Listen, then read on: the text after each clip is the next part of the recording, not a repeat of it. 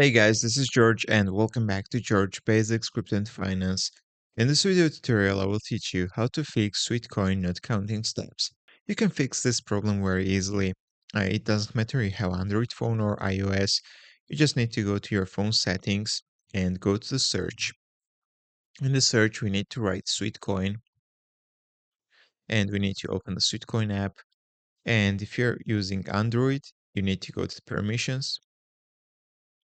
And you need to make sure that physical activity is allowed, guys. So you can open physical activity. And if it's not allowed, you need to allow physical activity.